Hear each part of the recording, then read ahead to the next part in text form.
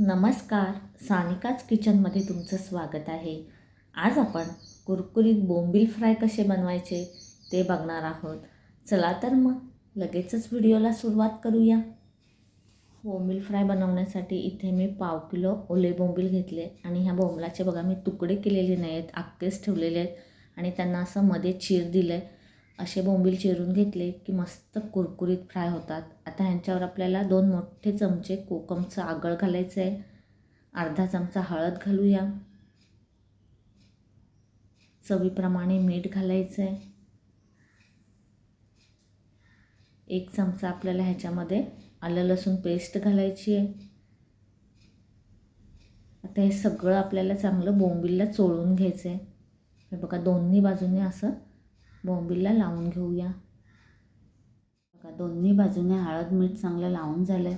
आता इथे मी अर्धा चमचा बेडगी मिरची पावडर आणि 1 चमचा लाल तिखट घेतलं आहे, हे याच्यामध्ये घालायचं आहे।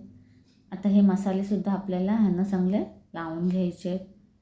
दोन्ही बाजूने मसाले चांगले लावून घेऊया। हे बघा दोन्ही बाजूने आपण मसाले चांगले लावून घेतले। आता ह्यांना 10 ते 15 मिनिट असंच ठेवून देऊया, म्हणजे ह्याच्यामध्ये मसाले चांगले मुरले जातील। हे बघा आता इथे मी 2 चमचे तांदळाचं पीठ घेतलं आहे आणि 2 चमचे बारीक रवा घेतला। आता ह्याच्यामध्ये आपल्याला थोडंसं मीठ घालायचं आहे, थोडी बेडगी मिरची पावडर घालूया। आता हे सगळं मिक्स करून घ्यायचं आहे। हे बघा चांगलं मिक्स करून झालं, लगेचच बोंबील फ्राय करायला घेऊया। हे बघा 10 ते 15 मिनटं झालेली आहेत आणि मसाले बोंबीलमध्ये चांगले मुरलेले आहेत।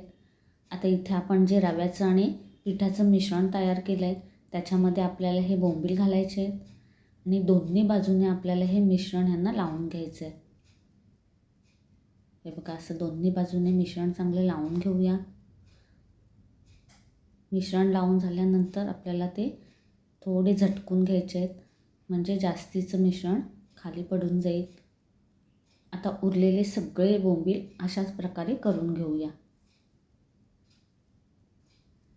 आता बोंबील तळण्यासाठी गॅसवर मी एक छोटा पॅन ठेवला, त्याच्यामध्ये मी 2 पळी तेल घातलं आहे।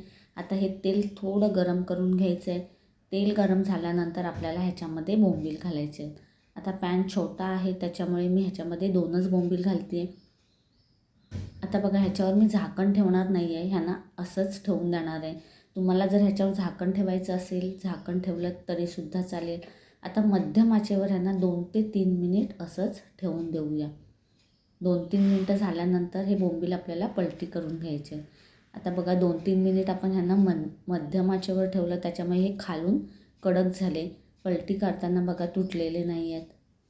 हे बघा दुसरी बाजूसुद्धा चांगली शेकवून झाली, ह्यांना पलटी करून घ्यायचं आहे।